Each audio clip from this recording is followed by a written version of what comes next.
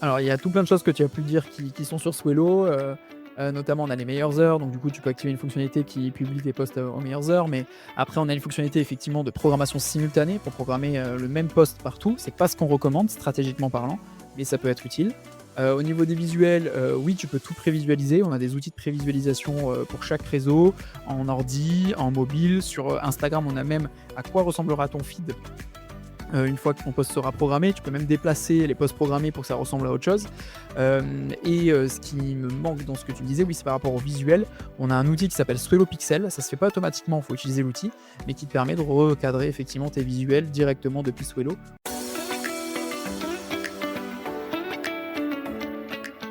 Imaginez un instant que le monde de l'entreprise soit un terrain de sport. Les objectifs sont vos lignes d'arrivée, les concurrents vos adversaires et chaque jour est une nouvelle compétition. Cette analogie n'est pas un hasard, elle est au cœur de l'entrepreneuriat. C'est du sport, le podcast numéro 1 qui dévoile les parallèles entre ces deux univers. Dans chaque épisode, plongez au cœur des conversations avec ceux qui excellent dans leur monde. Des entrepreneurs visionnaires, des légendes du sport, en passant par des leaders inspirants, chaque invité partage bien plus que des succès. Ils vous livrent leurs doutes, leurs stratégies et leurs moments de vérité. Bienvenue dans l'entrepreneuriat, c'est du sport.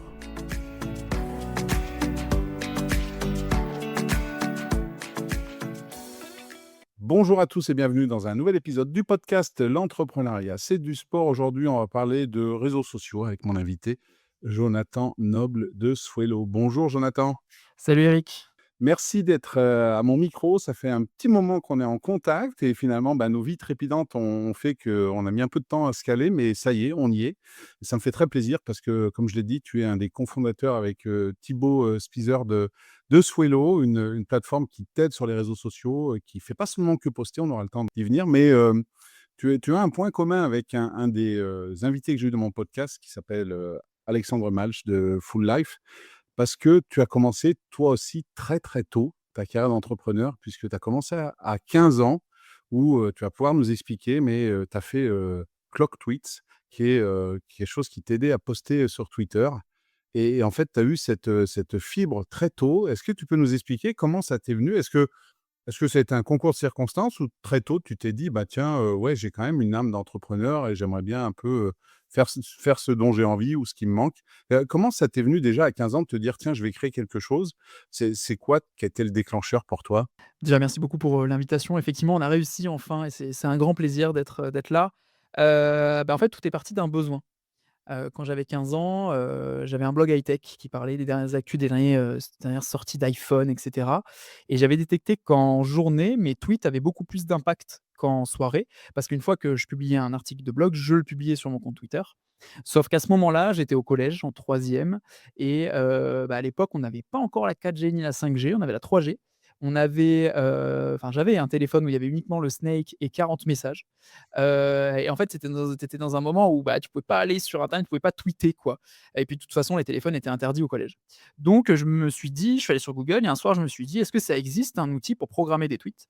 Sur Google, il y avait zéro résultat, et donc je prends cette recherche, je la mets sur Twitter et là, il y a un Canadien, j'ai que son pseudo, il s'appelle Santaref, c'était son pseudo, qui me dit: «Bah, écoute, moi, je connais pas d'outil, par contre, je peux te développer un petit bout de code, je te le donne et tu en fais ce que tu veux».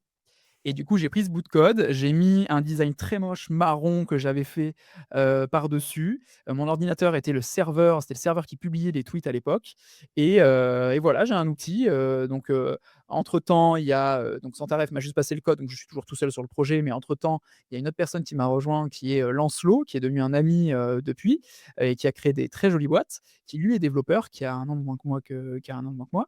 Et donc du coup, le 17 octobre, grâce à Lancelot et avec mon travail, on a, créé la première version de Clock Tweets. Programmez vos tweets avec amour, 17 octobre 2010. Et donc initialement, c'était vraiment que pour moi, pour programmer mes articles, mes fameux articles de blog, en journée pendant que j'étais en cours. Et au final, il s'avère que dès la première semaine de mise en ligne, il y a le journal L'Équipe qui a commencé à utiliser, j'allais dire Swello, mais Clock Tweets. Et c'est là où on s'est dit: «OK, il y a peut-être quelque chose à faire». Alors un service totalement gratuit, mais en tout cas un service qui peut, être utile à beaucoup plus de personnes. Et très, très vite, il y a eu, 100, 200, 1000, 2000 et même des milliers, dizaines de milliers d'utilisateurs, qui ont commencé à, utiliser la plateforme pour programmer leurs tweets À une époque, on avait, toutes les chaînes de la TNT, toutes les chaînes de radio qui utilisaient, le service toujours gratuitement et je me souviens très bien, des fois, tu sais, j'étais chez moi, chez mes parents et je descendais, et je disais: «Ouais, il y a tel compte qui nous utilise tel compte». Je me souviens à l'époque, c'était Vogue. Vogue, c'était un des premiers comptes sur Twitter qui avait atteint le 1 000 000 d'abonnés. J'étais là en mode: «J'utilise, Swello et tout, c'est ouf, enfin c'est fou et tout» et donc voilà, c'était vraiment très, très cool. Et en fait, le temps passe, Lancelot me dit: «Voilà, ça fait 1 an et demi, 2 ans que je suis sur le projet, j'ai envie de passer un petit peu à autre chose», donc il me laisse le projet,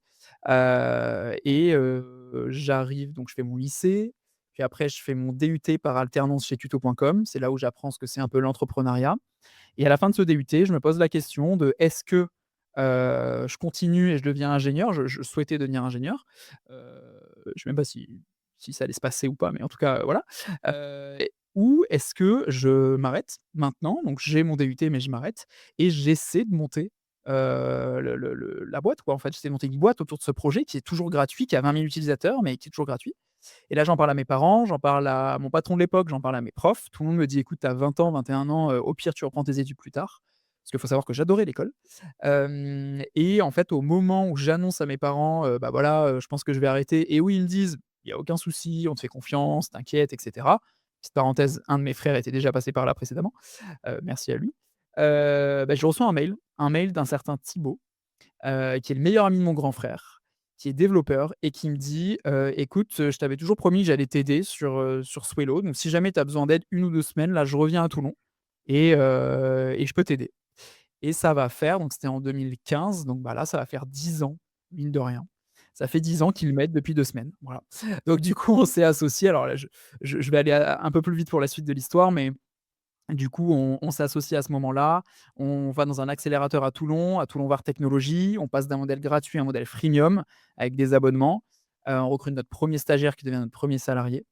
Ensuite, on fait une levée de fonds de 465 000 € en 2017 à Toulon, avec notamment la région PACA, avec le Crédit Agricole, avec des business angels et Olbia Investissement. Et dans les BA, dans les business angels, il y a notamment Guillaume Passaglia, qui est fondateur de VDM Vidmerde, qui a investi chez nous et qui vient de la Seine-sur-Mer, donc il est vraiment à côté de chez nous, donc c'était trop cool. Enfin, c'est trop cool, il est toujours avec nous. Et puis après, le temps continue à avancer. Donc on fait la levée, on passe à 6, de 6 on passe à 8, de 8 on passe à 10.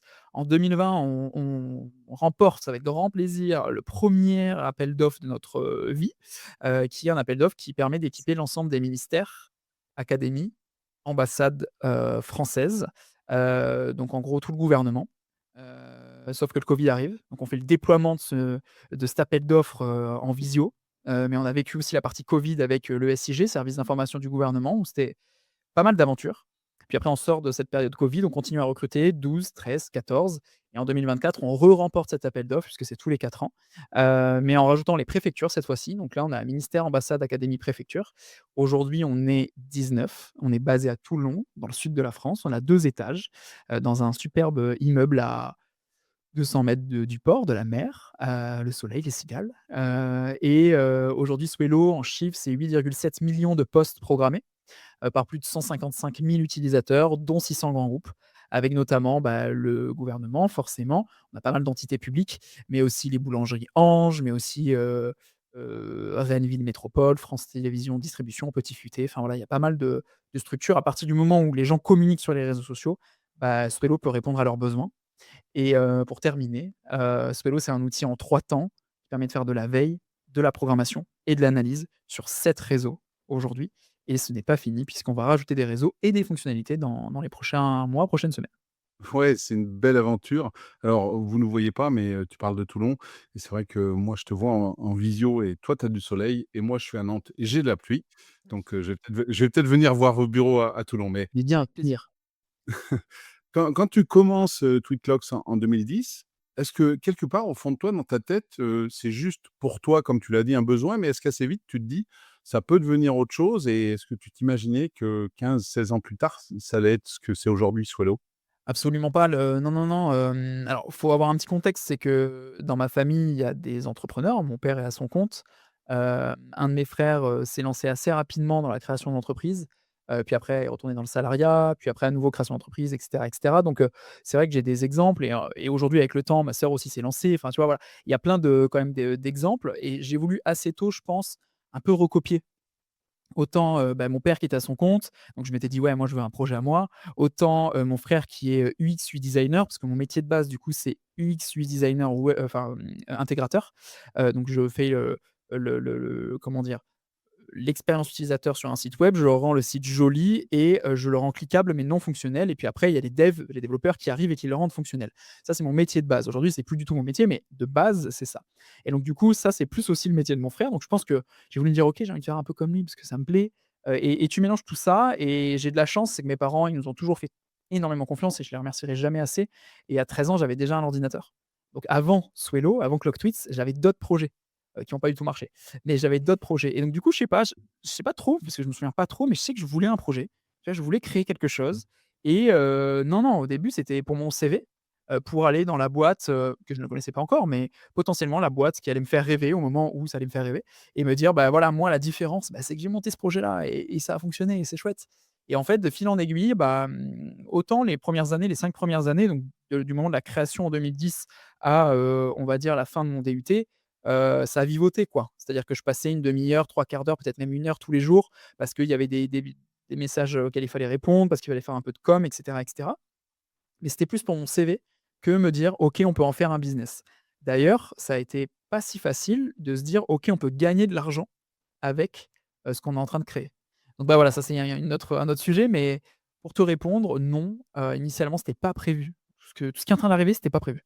Et c'est une belle réussite et comment tu as vécu cette évolution? Parce que tu l'as dit au début, bah, tu avais les mains dans le cambouis, peut-être, avec ton associé du départ. Aujourd'hui, vous êtes presque une vingtaine. Ça veut dire que toi, ton rôle a changé.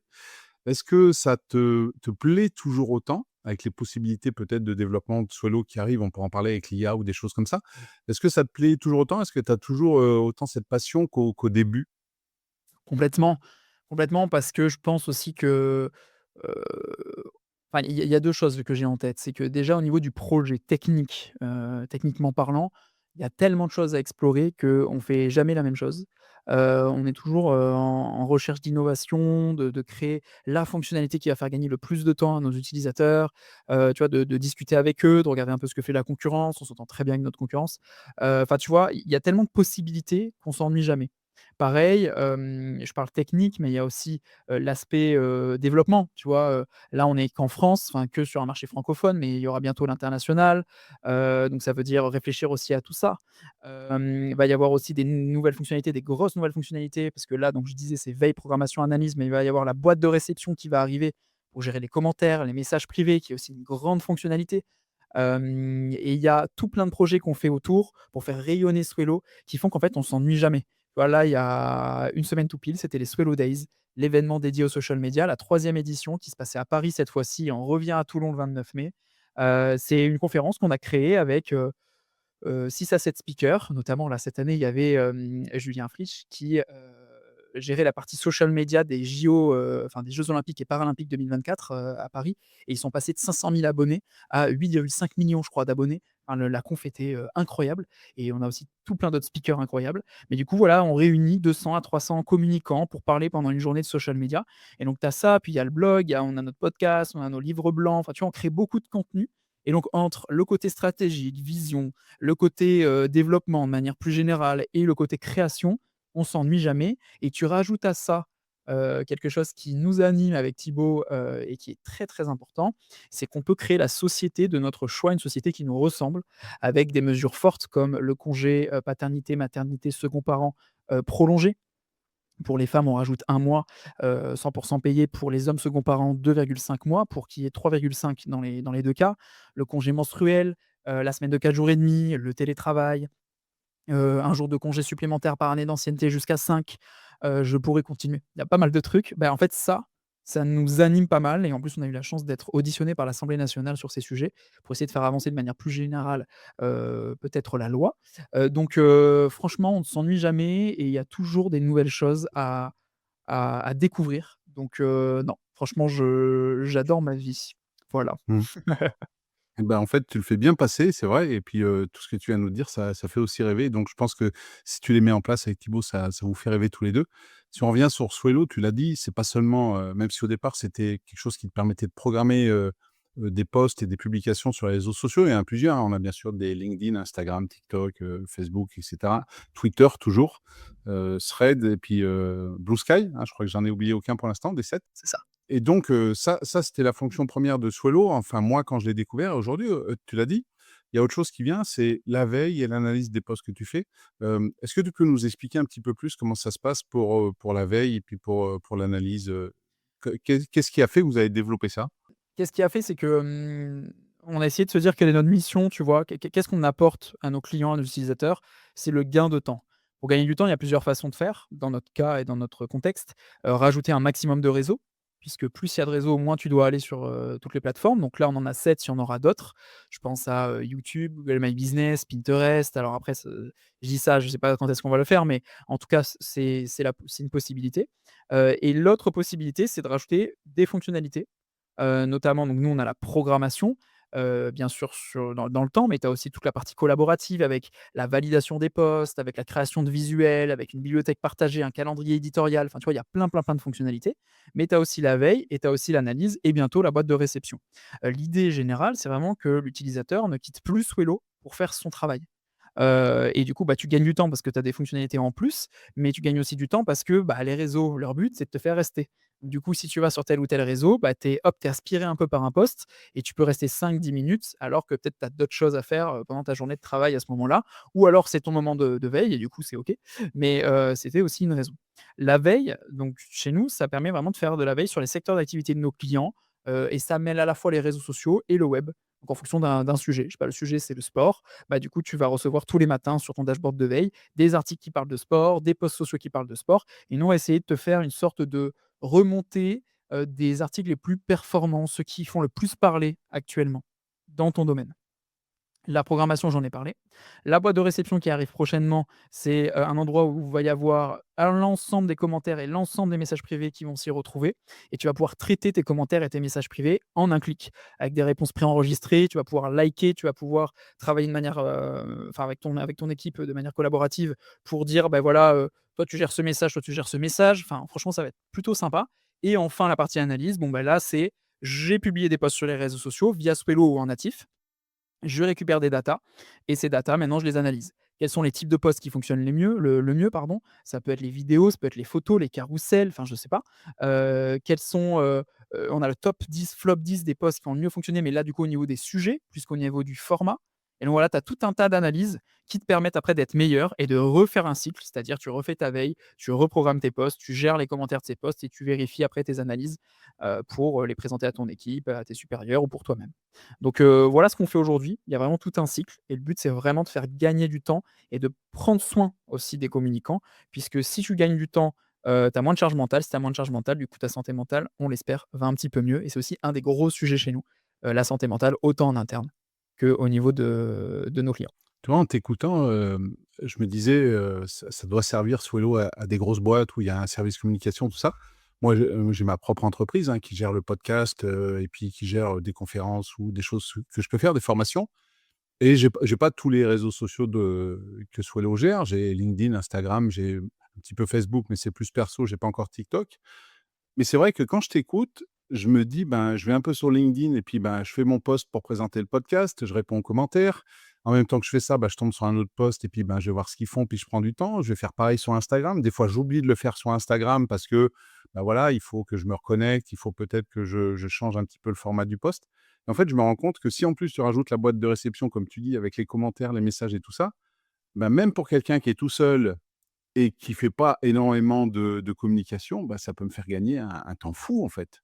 Complètement, bah, c'est pour ça qu'on dit qu'en fait, à partir du moment où tu communiques sur les réseaux, alors Swello peut être utile. Un outil vraiment tout en un, un outil de productivité finalement. Et en plus, on a des formules, qui s'adaptent à tout le monde, tu vois? Que tu sois seul, que tu sois 3. Pour te dire, on a, bah, bien sûr des utilisateurs gratuits, on a des utilisateurs qui ont un seul accès et tu en as, notre plus gros client, je pense, c'est des centaines d'accès. Donc tu vois, ça s'adapte vraiment à tout un tas de structures. Et aujourd'hui, il y a une révolution qui impacte la tech, c'est quand même l'IA. Ouais. Comment ça s'intègre dans Swello? Je suppose que, je sais pas si c'est intégré vraiment, mais au moins vous en parlez. Est-ce que dans la programmation des posts, dans l'analyse, dans la veille, ce sont des choses qui sont natives dans Swello? Ou est-ce que dans la même l'écriture des posts, l'IA, vous aide à rédiger les posts? Comment vous avez, pris cette tangente de l'IA qui arrive un petit peu partout? Déjà, tu as raison, c'est-à-dire que l'IA, révolutionne notre quotidien. Ça fait déjà un petit peu de temps, mais ça c'est là et notamment en communication et j'aime dire qu'il faut pas en avoir peur parce que sinon on va passer totalement à côté de quelque chose. Tout comme quand on a potentiellement pu avoir peur en 2000, tu vois, tu sais, de l'arrivée de toutes les technologies qu'on a aujourd'hui qui font partie de notre quotidien.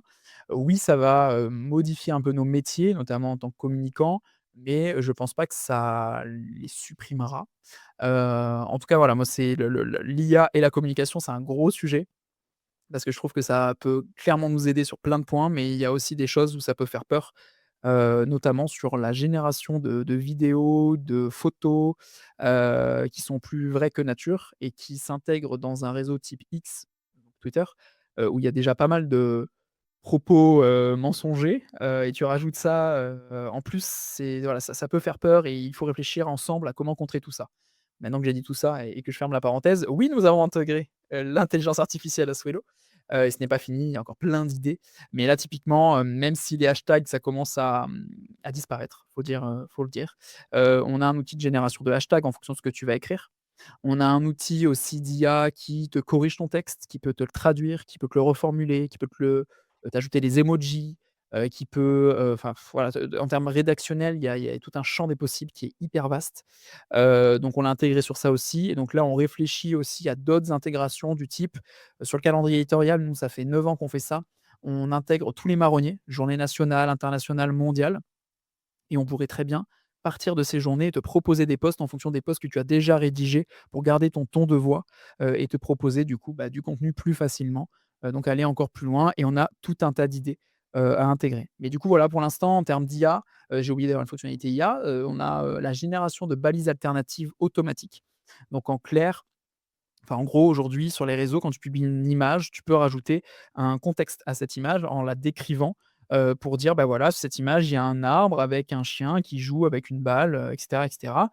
De base et en priorité, c'est pour l'accessibilité, donc pour les personnes non-voyantes et malvoyantes. Sauf que désormais, les réseaux prennent en compte ces descriptions-là pour le référencement, puisqu'ils se sont rendus compte qu'on fait beaucoup moins de recherches sur Google, mais de plus en plus de recherches sur les réseaux, notamment TikTok, notamment Insta. Et donc nous, ce qu'on propose, c'est la possibilité de générer grâce à l'IA cette balise, alternative. Donc en gros, ça analyse l'image et ça te propose un contexte, textuel, que tu peux modifier. Donc voilà, l'idée, c'est toujours d'apporter des points d'IA, non pas pour remplacer le ou la communicant, communicante, mais pour épauler, comme un outil à nouveau. À savoir que nous, on n'est pas un outil d'automatisation, mais un outil de programmation, un outil, complet avec maintenant tout plein d'autres fonctionnalités, mais on fait vraiment ce distinguo de il y a un humain derrière quoi, qui travaille dessus. Et est-ce que ça veut dire quand, je rédige un post sous Swello et que j'ai par exemple LinkedIn, Insta et TikTok, que j'ai une photo, que je peux voir comment ça va apparaître sur les différentes, plateformes et puis, par exemple, est-ce que, on sait que des fois les dimensions d'image sont pas forcément les mêmes entre LinkedIn, Insta et TikTok. Est-ce que ça recentre, ça recadre pour que ça fitte au mieux avec le réseau social? Et puis en un seul clic, bah, je sais que je peux programmer LinkedIn à 10:00, Insta à 13:00 et puis, TikTok à 18. Alors, il y a tout plein de choses que tu as pu dire qui sont sur Swello, notamment on a les meilleures heures, donc du coup, tu peux activer une fonctionnalité qui publie tes posts, aux meilleures heures, mais après on a une fonctionnalité effectivement de programmation simultanée pour programmer, le même post partout. C'est pas ce qu'on recommande stratégiquement parlant, mais ça peut être utile. Au niveau des visuels, oui, tu peux tout prévisualiser. On a des outils de prévisualisation, pour chaque réseau, en ordi, en mobile. Sur, Instagram, on a même à quoi ressemblera ton feed une fois que ton post sera programmé. Tu peux même déplacer les posts programmés pour que ça ressemble à autre chose. Ce qui me manque dans ce que tu me disais, oui, c'est par rapport au visuel. On a un outil qui s'appelle Swello Pixel. Ça se fait pas automatiquement, il faut utiliser l'outil, mais qui te permet de recadrer effectivement tes visuels directement depuis Swello ou les créer directement depuis Swello et d'ailleurs, c'est une fonctionnalité qui plaît bien à tout ce qui est, franchise parce que tu as des templates déjà prédéfinis, que tu peux utiliser et tu as notamment un format aussi que tu peux utiliser, qui va fonctionner sur Facebook, sur LinkedIn, sur Instagram et ce sera qui est de 4/5 et ce qui fait que, bah, tu as même plus besoin de décliner. Tu fais un format 4/5 et et ton image apparaîtra comme il faut partout. Donc par rapport à ce que tu as dit, c'est pas exactement on n'a pas exactement ce que tu as dit, c'est-à-dire que tout ne se fait pas automatiquement, Mmh. mais on a toutes les fonctionnalités, ça dépend quoi, parce que tu vois, la meilleure erreur, ça se fait automatiquement et cetera, mais on a toutes les fonctionnalités pour le faire, en tout cas. Mais il y a toujours l'humain pour l'instant, mais c'est presque un choix, enfin, tu vois, c'est pas presque, c'est un choix de notre part, tu vois, de mettre ça en place de cette façon-là. Dans les speakers dont tu parlais sur les Swelow Days, tu parlais des JO, paralympiques et olympiques, 2024.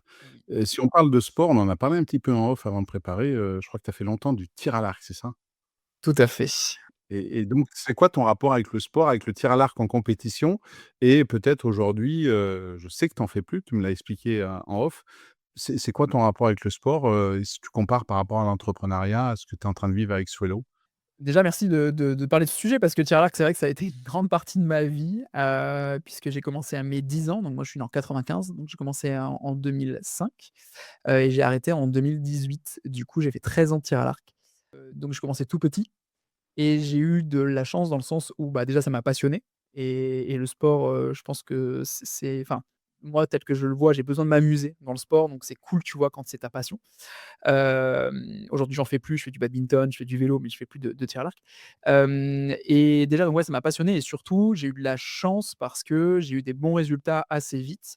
Pas la première année, mais les années d'après où, bah, petit à petit, donc nous on est dans le Var, petit à petit j'ai eu cette chance-là avec du travail et de l'entraînement bien sûr, mais, d'être champion du Var, champion de la région PACA, puis de faire des championnats de France, j'en ai fait 2 notamment.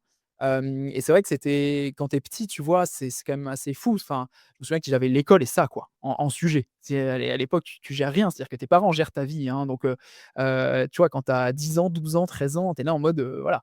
Donc tu as ça à t'occuper, tu as tes compètes, tu penses à ça et tout, à ton entraînement, tu essaies de regarder le plus de vidéos. Je me souviens sur YouTube, je regardais, le plus de vidéos possible quand il y avait les JO, c'était incroyable, je me levais, à l'époque c'était Pékin, je crois en 2008.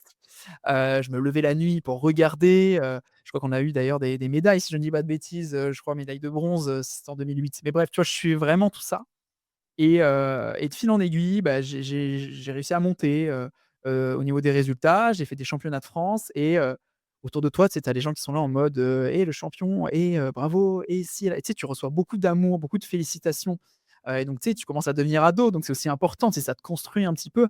Moi, mes parents m'ont toujours, remis les pieds sur terre et je pense, que, c'est quelque chose d'hyper important et j'ai essayé de les garder parce que tu sais, quand tout le monde te dit ci, te dit ça, enfin voilà. Et d'ailleurs, c'est, petite parenthèse, c'est aussi une de mes plus grosses craintes, tu sais, de me dire: «OK, j'espère que je me suis pas pété à ce moment-là et tout, machin», enfin, tu vois, depuis toujours et ça l'est encore aujourd'hui.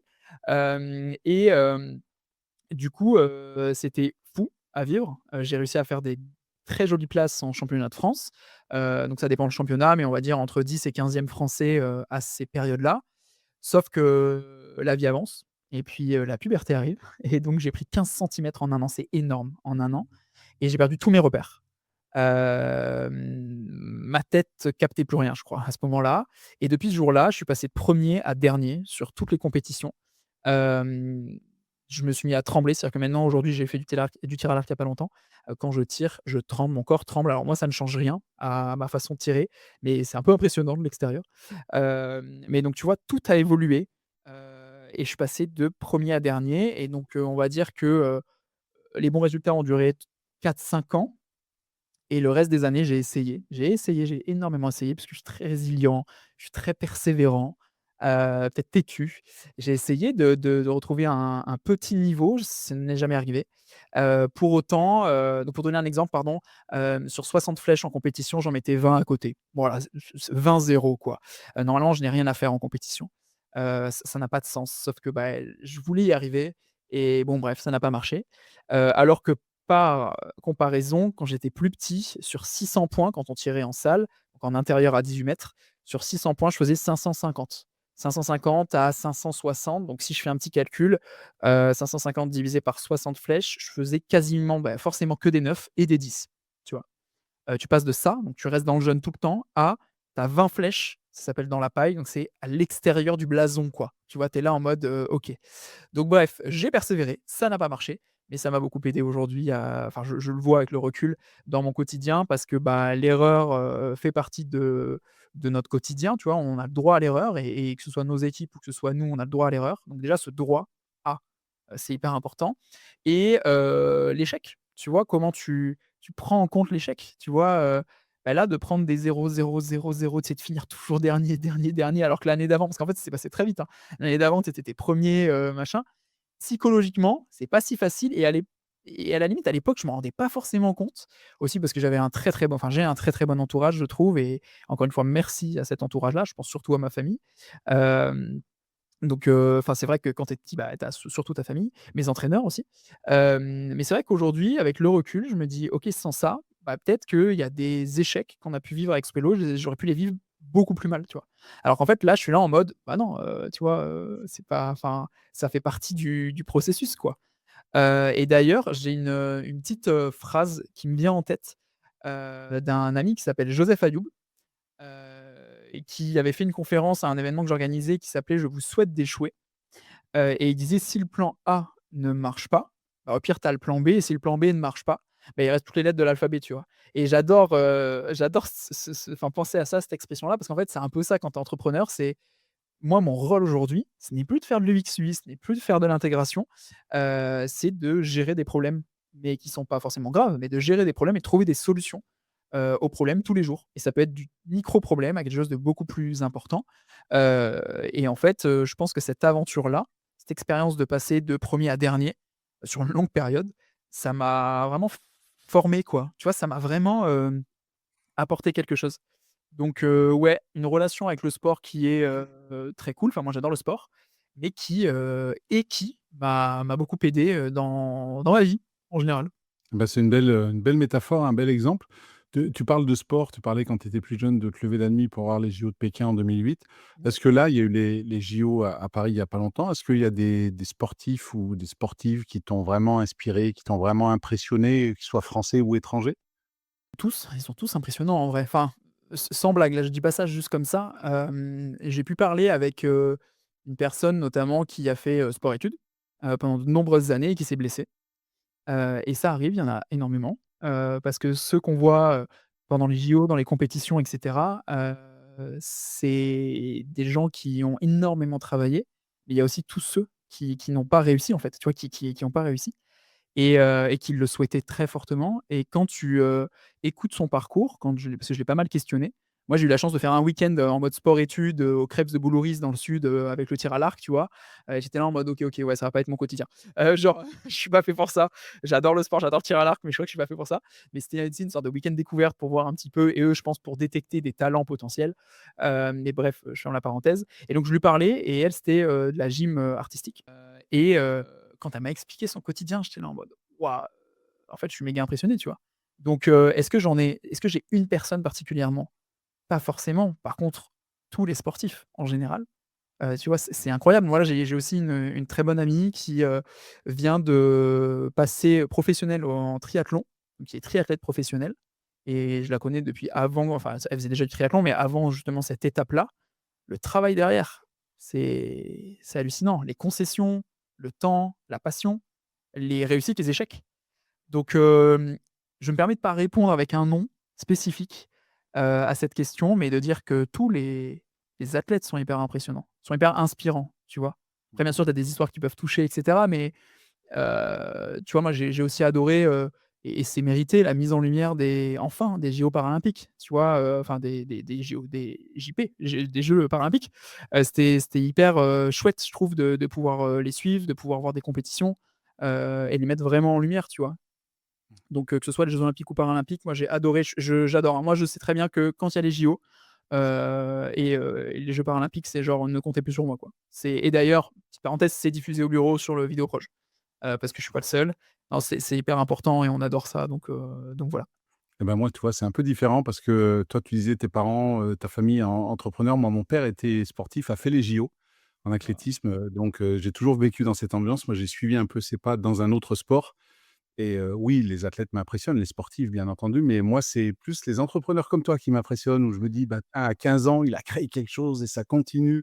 Aujourd'hui, ils sont 19». Puis en plus, derrière ton discours, il y a beaucoup de valeurs humaines, à la fois pour toi, mais également pour les membres de ta boîte et ça, j'adore. Moi, c'est quelque chose qui me fascine et que j'ai envie de porter aussi moi personnellement. Je le fais autant que je peux, mais je trouve ça fantastique et je te remercie pour ça parce que moi, tu m'inspires aussi beaucoup et je suis très content pour ça d'avoir patienté 2 ans avant de t'avoir à mon micro. Heu Et pour finir, tu en as parlé un petit peu de ce qui arrive dans les semaines, dans les mois qui viennent, pour Swello.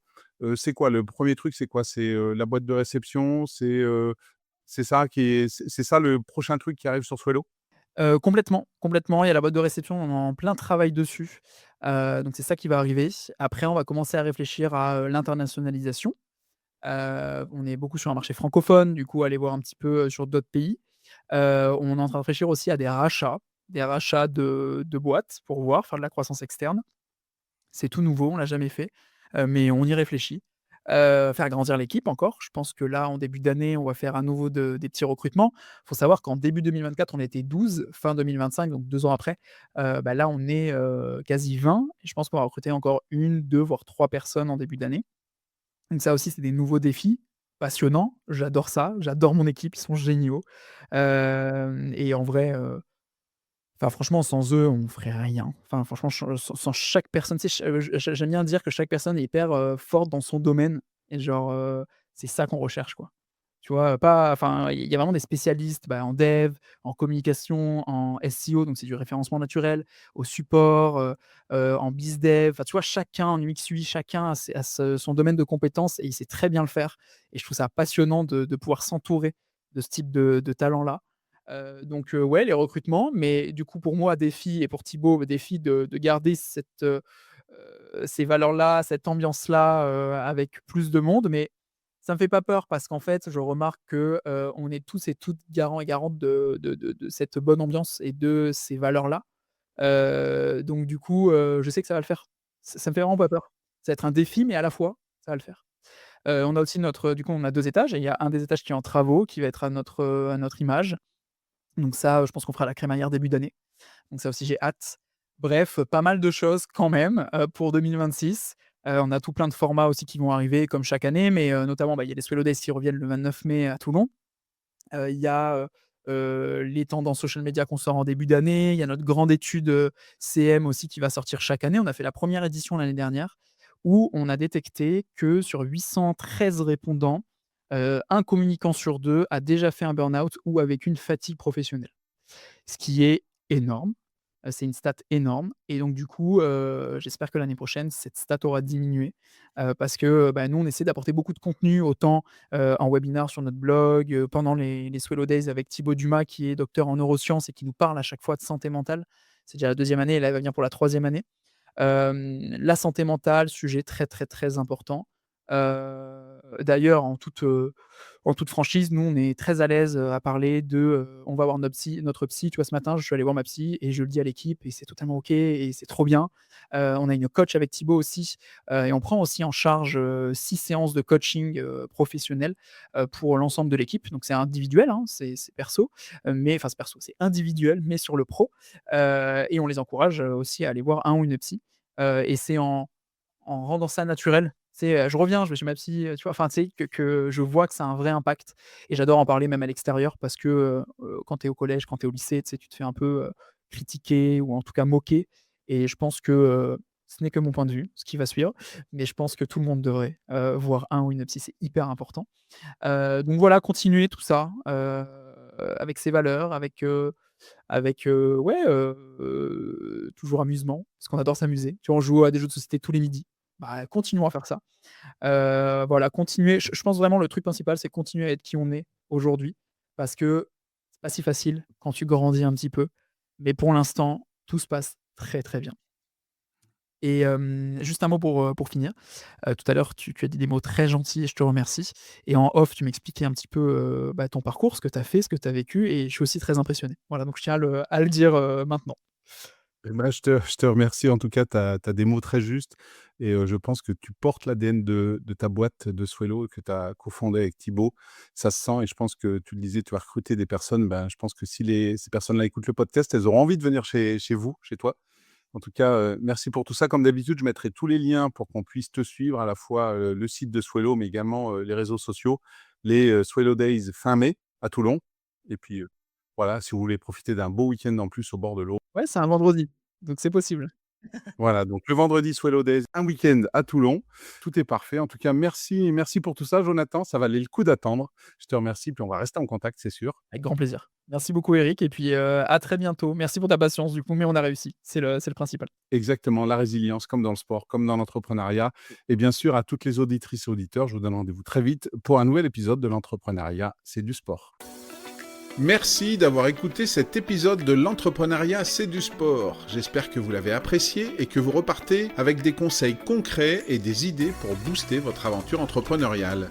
Si cet épisode vous a plu, n'hésitez pas à le noter, le partager et à vous abonner pour ne manquer aucun prochain rendez-vous. Restez connectés, continuez à entreprendre avec passion, à faire du sport et à très bientôt pour un nouvel épisode.